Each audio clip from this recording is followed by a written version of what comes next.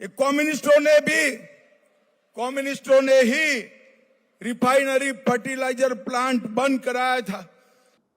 ये देश का गृह मंत्री असत्य अज्ञानता पूर्वक भाषण है माननीय अमित शाह का। इल्जाम लगा दिया कि कम्युनिस्टों ने बरौनी रिफाइनरी बंद किया। बोलो अमित शाह, तुमने रिलायंस से समझौता किया है कि नहीं? बेगूसराय की क्रांतिकारी धरती पर झूठ बोल करके जाओगे, हाथ पकड़ लेंगे। खबरदार, इस क्रांतिकारी धरती पर तुम इल्जाम नहीं लगा सकते हो। बरौनी फर्टिलाइजर कारखाना माननीय अटल बिहारी वाजपेयी ने ही बंद करवाया और तुम श्रेय लेते हो कि हम खोल रहे हैं। सरकारी क्षेत्र में एक पैसा भी बरौनी नया जो कारखाना बना जिसको हर्ल कहते हैं, यह निजी कंपनी है। किसका किसका शेयर है? रिफाइनरी का शेयर है, कोल इंडिया का शेयर है और एनटीपीसी का शेयर है। सरकार का एक पैसा भी नहीं है और इसका रजिस्ट्रेशन छात्र नौजवान प्राइवेट कंपनी की तरह हुआ है। यह खाद कारखाना प्राइवेट कंपनी चला रही है और स्थानीय युवक को नौकरी नहीं है। छिटपुट कोई बहाल बेटा होता है तो इसमें न तो न्यूनतम वेतन है, मिनिमम वेज, और न रिजर्वेशन है, न आरक्षण है। अमित शाह, आरक्षण जो संविधान में भीमराव बाबा अंबेडकर, पंडित जवाहरलाल नेहरू ने दिया है, वह आरक्षण जो सामाजिक न्याय का हमारा अधिकार है, आपने छीन लिया है। यहां आके भाइयों और बहनों, खबरदार, हम जीतेंगे और आरक्षण छीनने वाले को हम जेल के अंदर बंद करेंगे, क्योंकि यह एक अपराध है। आरक्षण छीनना संविधान के खिलाफ है। यह कांग्रेस सरकार को गाली देता है, नेहरू की नीति को।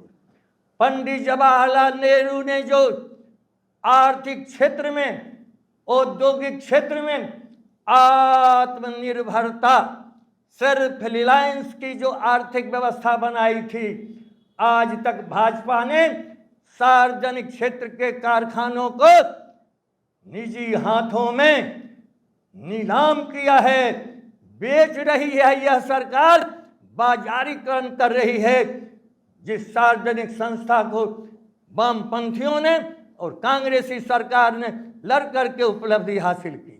इसलिए इनके भाषणों से जो लोग गुमराह हो रहे हैं, उनके पास संदेश पहुंचाइए। ये इंडिया गठबंधन जो एकताबद्ध है, और खास करके बेगूसराय में और बिहार में जो महागठबंधन है, हम 40 सीट पर लड़ रहे हैं। 40 सीट हमारी है और यह हमने तो आम सभा में घोषणा की। ये जो आने वाला 2025 का चुनाव है, उसका ये रिहर्सल भी है। और देश बचाने का है, भाजपा भगाने का है राष्ट्रीय मुद्दा, और स्थानीय मुद्दा है रोजगार, महंगाई।